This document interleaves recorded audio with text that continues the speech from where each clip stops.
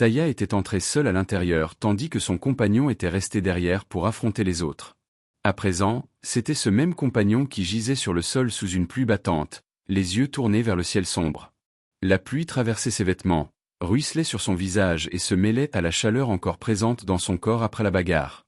Il restait allongé là, respirant difficilement, essayant de retrouver un peu de force. À travers le bruit de la pluie, il entendit des voix qui fouillaient les environs. L'une d'elles disait que lorsqu'il le retrouverait, il devrait simplement le tuer. Même dans son état affaibli, il comprit qu'il parlait de lui. Pendant un instant, il demeura immobile, puis se força à se redresser. Son corps résistait, mais il supporta la douleur et finit lentement par se mettre debout. L'eau dégoulinait de son menton tandis qu'il titubait vers une ruelle étroite pour éviter d'être repéré.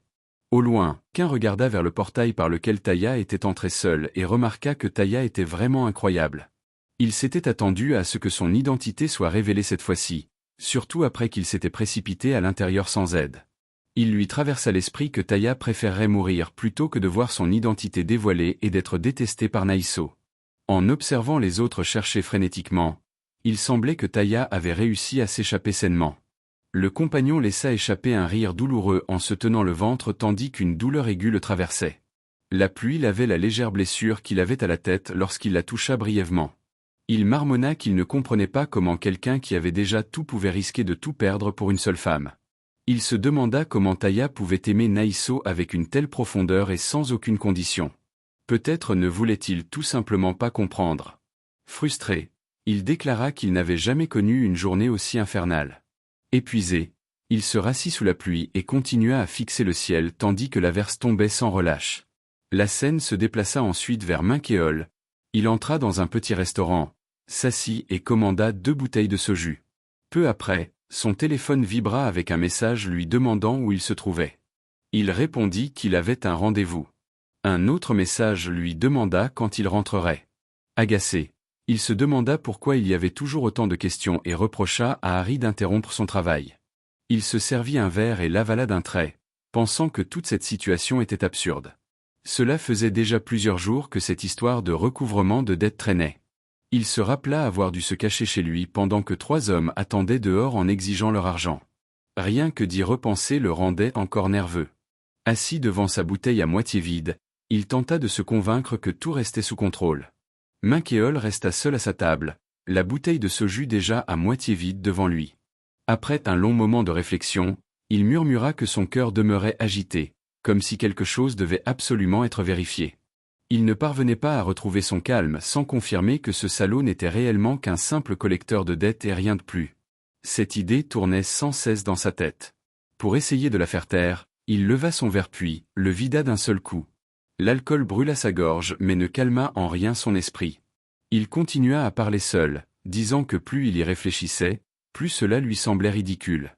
Pourquoi avait-il eu cette idée absurde que cet homme avait pu toucher Naiso? Il s'arrêta un instant puis laissa échapper un rire bref, comme pour se moquer de lui-même. Après un autre silence, il se demanda ce qui l'inquiétait réellement. Quel genre d'homme fou s'intéresserait à Naiso, enseveli sous les dettes? Il parla d'elle avec mépris, essayant de se convaincre qu'aucun homme ne voudrait d'une femme en difficulté financière. Il ajouta que cela aurait peut-être été différent autrefois, mais qu'à notre époque, quel idiot voudrait encore s'impliquer avec Naiso? Il la compara à quelqu'un de jeune et douce comme Harry. Il critiqua Naiso en disant qu'elle ne savait même pas être mignonne, qu'elle était raide comme une planche et ne savait que travailler. Selon lui, à part lui, aucun homme ne voudrait jamais la prendre sous son aile. Plus il parlait, plus cela ressemblait à une tentative de justification personnelle plutôt qu'à de la confiance. Il semblait persuadé qu'il lui avait toujours rendu service. Après une nouvelle pause, il se répéta qu'il n'y avait aucune raison de s'inquiéter. Il baissa les yeux vers son téléphone dont l'écran éclairait son visage. Puis il réfléchit au fait que ce n'était pas la première fois que lui et Naiso vivaient séparés. Par le passé, ils avaient déjà coupé le contact pendant environ 6 mois, exactement comme aujourd'hui. Ce souvenir le ramena au moment où ils s'étaient revus après cette séparation. La scène revint alors à cette époque.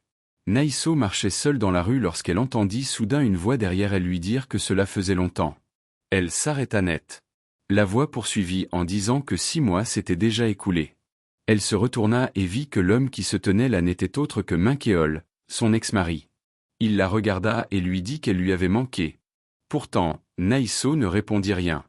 Elle passa simplement devant lui comme s'il n'existait pas. Son expression ne changea pas. Lorsqu'elle s'éloigna, il l'appela rapidement pour qu'elle attende. Il fouilla dans sa poche, en sortit quelque chose, s'approcha et le lui tendit. Il lui dit de le prendre, expliquant que cet argent ne venait pas d'un endroit douteux et qu'il l'avait gagné lui-même. Il attendit sa réaction. Naïso le regarda calmement puis refusa. Elle se contenta de dire qu'elle était désolée. Son refus était ferme mais sans colère. Elle ne chercha ni à argumenter ni à se justifier. Elle refusa simplement. Minkéol observa attentivement sa réaction. En la voyant décliner son offre, il pensa qu'autrefois c'était déjà comme cela. Au fond, Naïso n'avait jamais vraiment réussi à lui tourner le dos. Il se demanda pourquoi les choses avaient fini par s'effondrer entre eux. Cela remontait à si loin qu'il ne se souvenait même plus clairement de la raison. Il supposa qu'il s'agissait probablement d'une dispute insignifiante qui avait pris des proportions démesurées. Assis maintenant devant son soju, il repensa à tout cela. Il se demanda si cette séparation ne durait pas un peu trop longtemps. D'ordinaire, il croyait qu'il lui suffisait de lui donner l'argent qu'il avait économisé et de lui adresser quelques paroles douces pour qu'elle accepte et fasse comme si rien ne s'était passé. Il en était absolument convaincu. Dans son esprit, Naïso ne pouvait pas le quitter. C'était une vérité qu'il pensait immuable. Appuyant sa tête contre la table, il marmonna que plus il y pensait, plus cela lui semblait pathétique. Selon lui, c'était elle qui perdait au change en refusant de lui répondre. Même sans elle, il avait un endroit où aller. Au pire, il pouvait continuer à vivre chez Har. Il prétendit n'avoir aucun regret.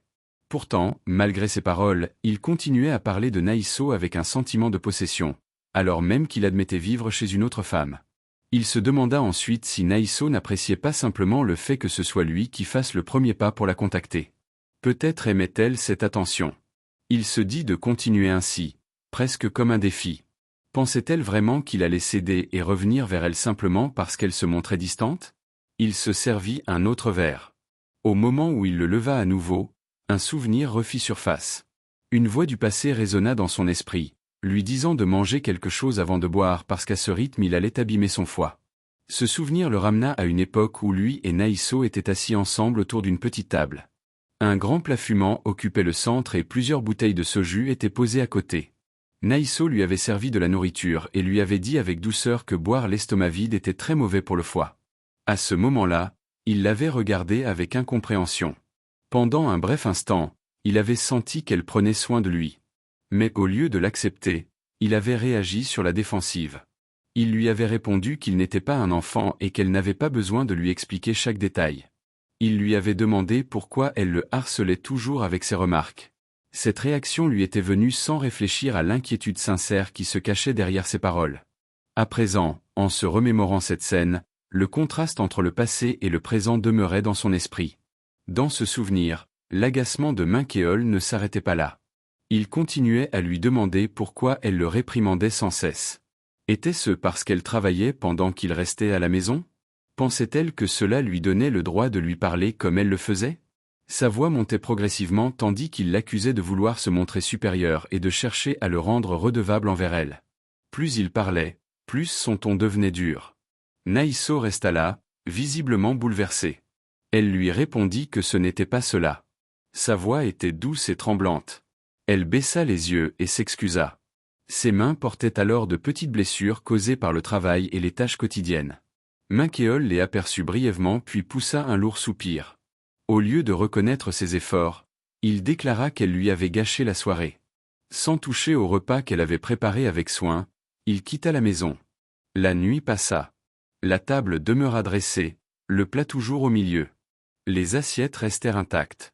Au matin, rien n'avait changé. La nourriture était toujours là, froide et abandonnée.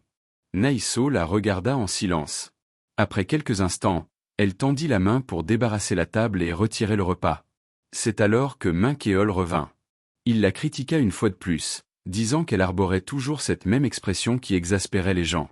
Il affirma qu'il préférait qu'elle se mette en colère, qu'elle crie ou qu'elle pleure au lieu de rester silencieuse avec sa souffrance.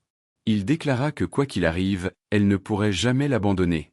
Ses paroles étaient pleines de colère et de contradiction. De retour au présent, Il était rentré chez lui complètement ivre. La porte s'était ouverte avec fracas et Naïso lui avait demandé pourquoi il rentrait à une heure pareille et s'il avait seulement conscience de l'heure qu'il était. Elle lui avait demandé pourquoi il avait autant bu et avec qui il avait passé la soirée. Au lieu de répondre, il l'avait soudain embrassée avec intensité. Après un moment, il s'était éloigné et l'avait accusé une nouvelle fois de le sermonner, répétant qu'il n'était pas un enfant. Puis il l'avait attiré contre lui en se plaignant d'avoir mal à l'estomac. Il lui avait demandé de lui préparer rapidement une soupe aux pousses de soja. Déconcertée, elle avait répété les mots « soupe aux pousses de soja ». Il avait confirmé, précisant qu'il voulait celle qu'elle lui préparait autrefois tous les jours. Elle était restée là à le regarder, partagée entre l'inquiétude et l'incertitude, tandis que ce souvenir persistait dans son esprit.